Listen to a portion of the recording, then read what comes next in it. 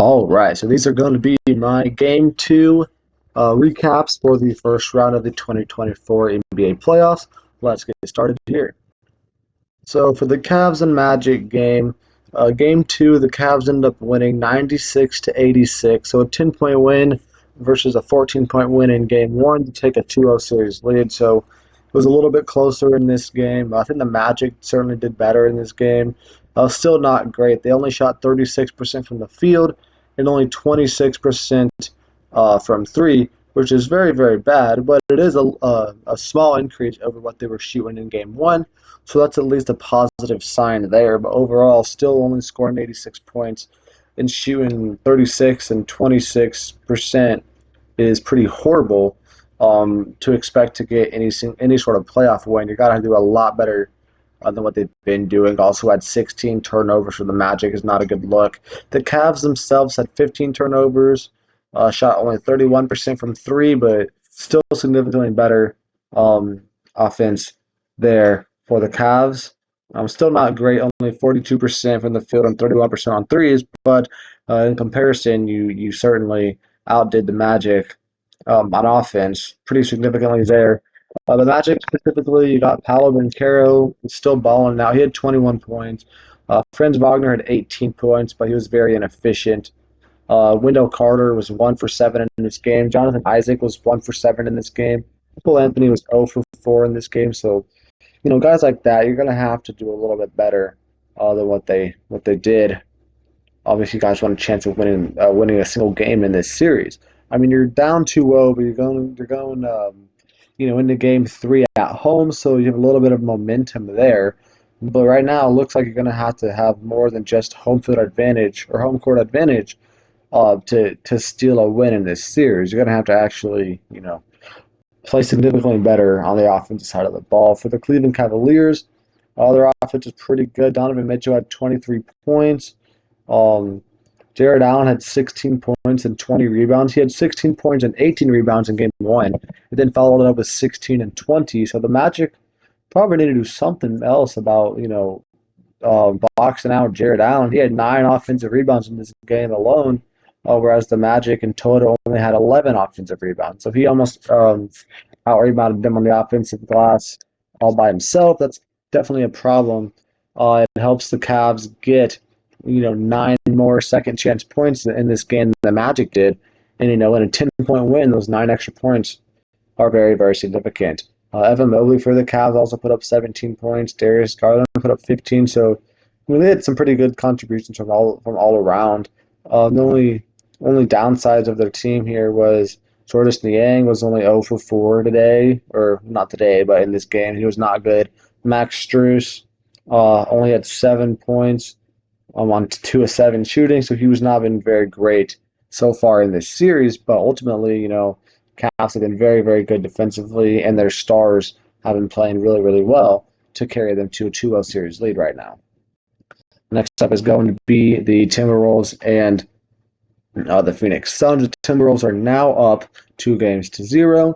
The Timberwolves won this game 105 to 93, so the Suns did play a lot better on the defensive side of the ball there. Allowing 15 less points. They scored 2 less points on offense, which is, not great, but taking a 25-point loss and making only a 12-point loss is a very good look there for Phoenix. That definitely provides a little bit of optimism going into game three now that is going to be at Phoenix. Another thing to note is that Grayson Allen did leave this game early with an injury, and he's questionable to play in game three, and they're kind of going to want him to play in that game because he's been one of the best shooters in the league this season. He hasn't done much in his 2 playoff games, but ultimately you're going to want a guy like Grayson Allen for you guys in the playoffs just because of his ability to shoot a 3, even if he has not really done a whole lot so far in this playoff series. Kevin Durant was pretty underwhelming this game, only 6 of 15 from the field, with 0 of 2 on threes is not a good look there. Ultimately, they had 36% on threes, which is 8% better than Minnesota did for three. So that's a good look there. But the reason they lost this game, they had 19 turnovers, which is certainly not a good look on that one. So You definitely cannot be winning a game if you're going to have 19 turnovers. Um, even if Minnesota's offense wasn't even great, only shooting 28% from three. Devin Booker was good this game with 20 points, but Bradley Beal um, was 6 of 17 in this game. Pretty inefficient him as well. Him and Kevin Durant combined for 12 of 32 shooting, which is pretty bad. Their bench was better in this game. Uh, Eric Gordon had 15 points. Eubanks had 8 points, and those guys both shot it very efficiently. Um, Russell Neal did not shoot a single time in this game, but he was doing pretty solid in his limited role that he did get. But ultimately, they still could not hold the Timberwolves. They let Jaden McDaniels go off for 25 points very efficiently for them. They also had, five other players in double-digit figures. So, when you have six guys score double-digit points for you in the playoff game, it's probably going to be a good thing for your team. And, they did end up winning this game by 12 points because of the all-around um, contributions from everybody. Anthony Edwards was actually one of the worst offensive players in this game, shooting 3 for 12 from the field. But ultimately did not matter. He was so good defensively. He was also good, distributing the ball. He had 8 assists in this game. And Jaden McDaniels is really the lone savior of this game for Minnesota. And you got the Knicks and the Sixers next up. This was a 3-point game. So, again, a little bit closer than it was in game two. Starting to see a little bit of a trend here, which is good. The ending of this game was absolutely insane. Uh, it was, I believe, a tied game. Or not, yeah, I believe it was a tied game. Um, let me look at the score actually, so I know what I'm talking about here. Um, all right, let's see if I'm not retarded. So Maxey turned it over. I made a three to tie it. And then, right? I made a three to go up one. Okay, so yeah, the Sixers were up by 2 points with about 15 seconds left. They were inbounding the ball into their own baseline. So they're up by two. Sixers are, right? Inbound the ball, and then, a lot of stuff goes down. They end up turning it over, and the Knicks get a three out of it. They basically confirmed that the refs made some mistakes, that Maxey was fouled. They tried to call a timeout, but ultimately, that's not what happened. That's not what was called. So the Knicks kind of got away with it with one here and kind of got a free victory out of it. But it was still a pretty insane sequence, and you see Dante DiVincenzo hitting that game. Basically, the game-winning shot there was really, really good, really cool to see, obviously. But ultimately, the Sixers have a lot more problems than just, oh, we got screwed over at the end there. I mean, um, you know, Joel Embiid was pretty good in this game, 34 and 10. Maxey put up 35, 9 boards and 10 assists, but they're getting basically no offense from anybody else. Oubre was only 2 of 7 in this game. Harris was 4 for 11. Kyle Lowry was 2 for 6 in this game for only 8 points after putting up 18 points last game. So, they're very inconsistent from everybody else besides Embiid and Maxey. So you're going to really have to get a lot more out of your supporting cast if you really want a chance to win, these next two games at home. And without Joel Embiid being 100% healthy, you're definitely going to need those guys to step up more than usual. The Knicks, on the other hand, they were doing really good this game. Jalen Brunson had 24 points. He was very inefficient, though, on 8 of 29 shooting, but overall, didn't really seem to make much of a difference. Josh Hart put up 21 with 15 boards. DiVincenzo had 19 points, including that game-winning three, basically. They had some contributions all around. Had 5 guys and double-digit points. Miles McBride had 9 points. He was pretty close there as well. Knicks supporting cast looks a lot better than the 76ers, and I feel like that is ultimately what is going to be the deciding factor in this series going forward. Next up, we had the Lakers and the Nuggets. This was a really, really good game all around, all throughout the game. The Nuggets ended up winning by 2 points on a Jamal Murray buzzer beater fadeaway shot over Anthony Davis. So it was a really, really good um, game, and it came down to the last play. Lakers were up by 10 going into the fourth quarter, but then on the last possession of the game for the Lakers, LeBron got left wide open for a three-pointer and just misses it. Then Jamal Murray ends up getting the ball and just drives down um, and hits a game-winning like step back fadeaway, kind of reminiscent of Kawhi Leonard's type of shot. But obviously, not quite as cool, but it was kind of in the same realm as that, where he kind of hits a step back fadeaway over a taller defender. He hit it over a 7-footer, Anthony Davis, which was very, very impressive. Jamal Murray is just a different type of player when it comes to the playoffs. He had 20 points this game. Jokic had a 20-20 game with 10 assists. He was amazing. Michael Porter had 22. Well, it was a really good game overall from both teams. The Nuggets only shot 24% from three in this game. The Lakers shot 43% from three in this game, and that they still ended up losing. They had five more turnovers than the Nuggets. They let up, you know, twice as many offensive rebounds to the Nuggets than they got themselves. So those are definitely some key factors into why they ended up losing this game. But they still played a lot better this week or this game than they did in game one, only losing by 2 instead of 11. D'Angelo Russell was really good in this game, which is a good sign for Lakers going forward because game one he was obviously horrendous. But he had 22 points this week on 7 of 11 shooting from three, which was really good. LeBron had 26 and 12 assists. AD had another 30-point, 10-rebound game. So doing really, really good there. But again, outside of those three guys, nobody else was good. Rui was 1 for 7. Austin Reeves was 4 for 11. Only 6 total bench points.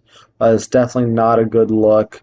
So they're going to have to get more out of their supporting cast. It's good that D'Lo stepped up in this game, but they're still going to need more out of the rest of their supporting cast rather than the top three of LeBron, AD, and D'Angelo Russell. But I do think they should feel a little bit confident going into Game 3 at home, considering they actually played these first two games fairly tight. So I was expecting them to probably win Game 3 and maybe Game 4 as well, to even the series 2-2. But at the very least, I do feel pretty confident in the Lakers being able to win at least one of their two games at home, which is definitely not the worst case scenario for them.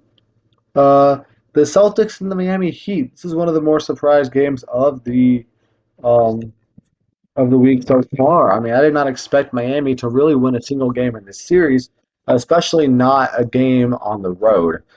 They did, finish game two pretty well, considering they were down by like 32 and then made it only a 20-point game at the end, which is kind of just kind of proves what LeBron and JJ Redick were talking about on their podcast last week, where they kind of said that the way you finish a playoff game kind of determines how that game is going to go or how the next game is going to go. And the Heat finished game one on a really good note, and that kind of carried over here into game two. And we kind of seen that with some other teams here that I'll get to later on. But yeah, they played really really well.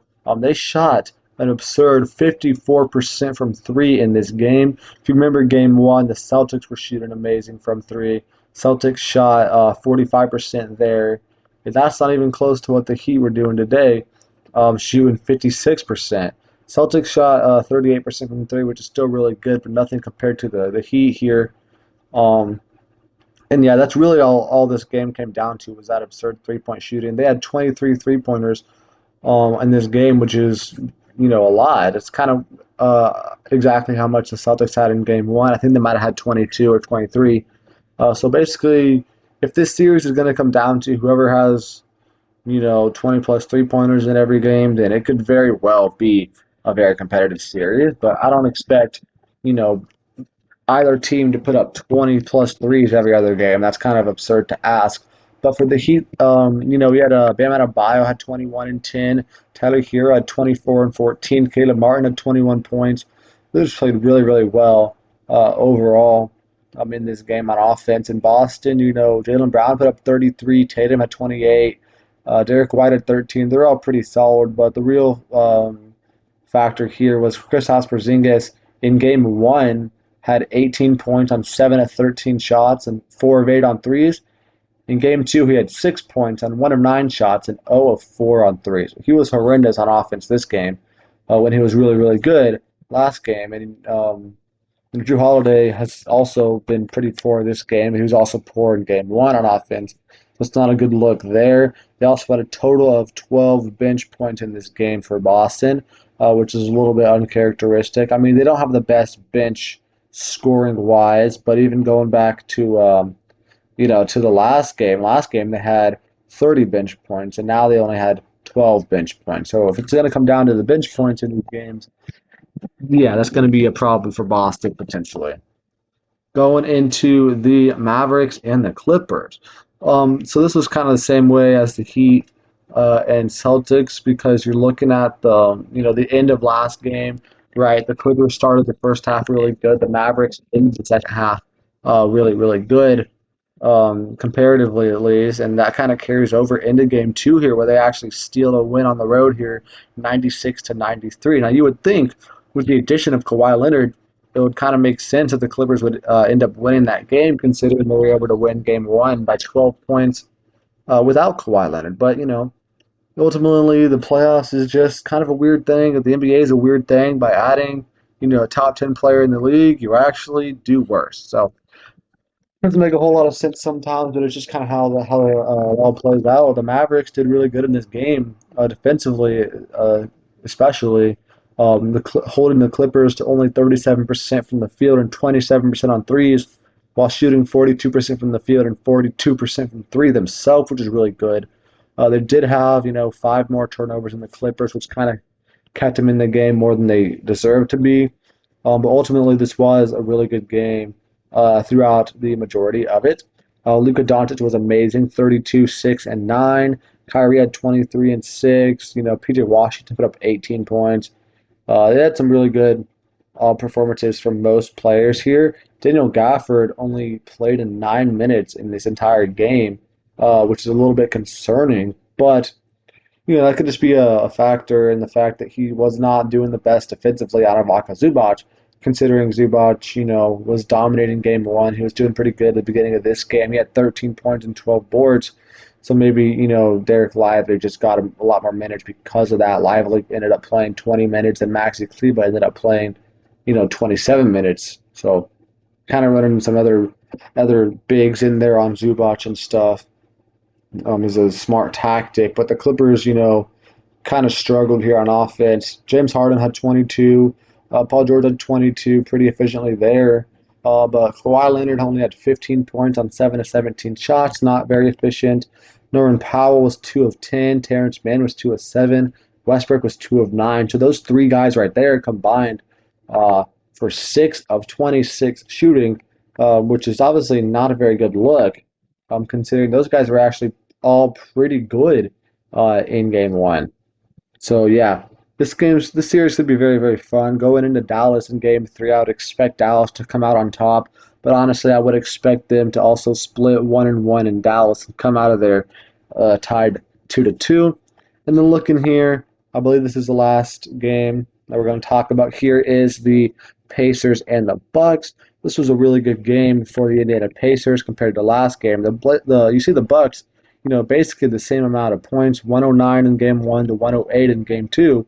But the Pacers went from 94 points to 125 points. So this is kind of what we expected from the Pacers to be a fast-paced, high-scoring team, which they just were not in game one. And it kind of feels like the way the Knicks game and the Mavericks, or the Heat game and the Mavericks game did, because the Pacers were getting completely outmatched in the first half of game one, and then they kind of played really good in the second half comparatively.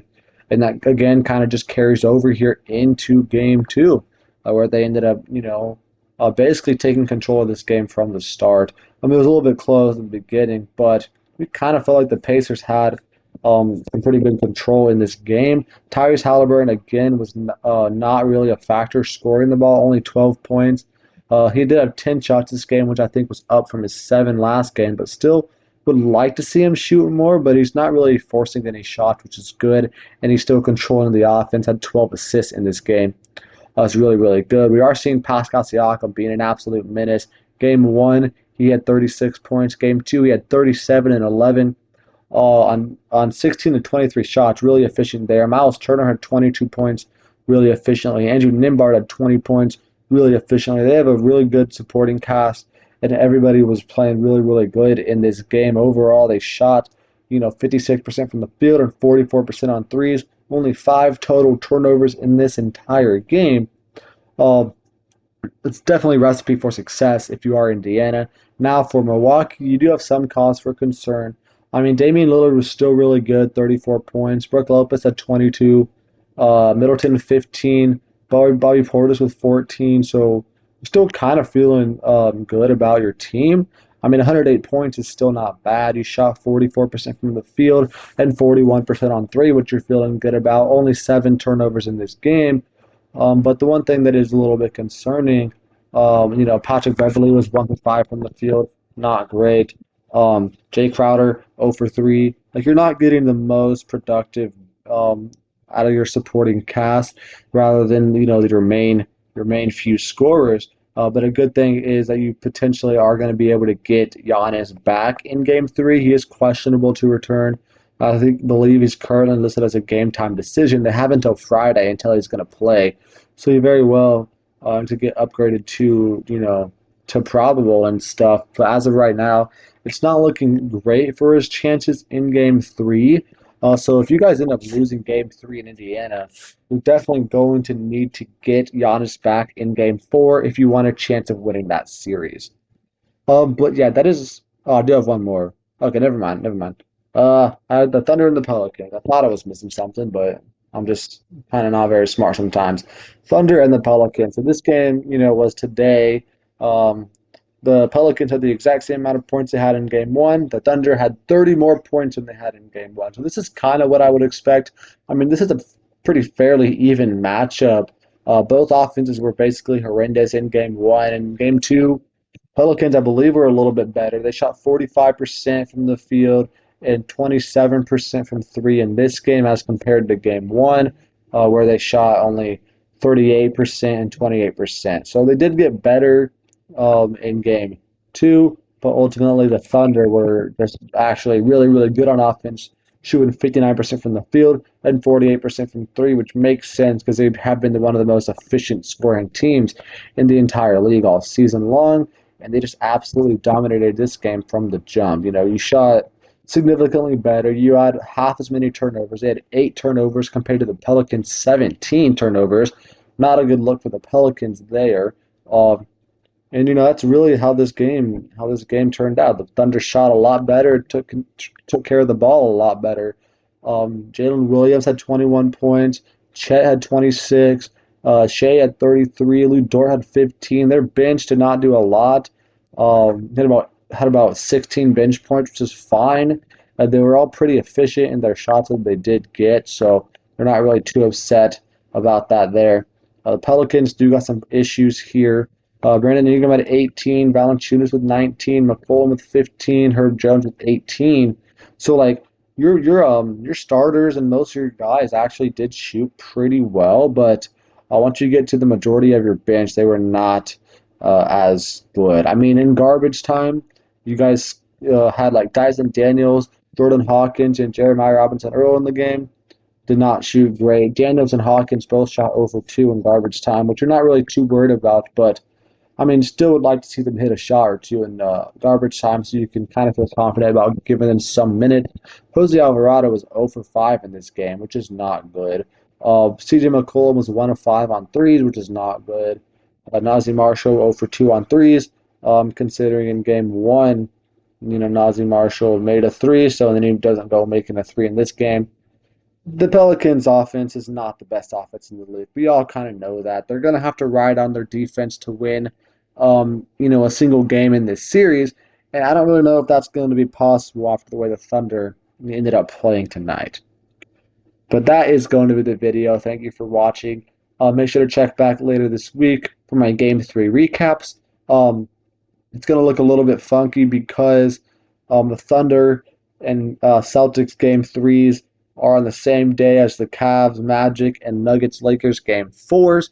So I think I'm just going to upload a Game 3 recap after that day, even though we are going to have 2 Game 4s that I've already played. But I think that's probably the best way to do it, unless I just make a Game 3 recap without the Thunder and Celtics game threes, and then just add those game threes in when I talk about other teams' game fours, which is certainly a possibility, but I'll think about that later this week. But yeah, thank you for watching. Make sure to check out my NFL and UFL videos as well, and come back later this week for updated recaps.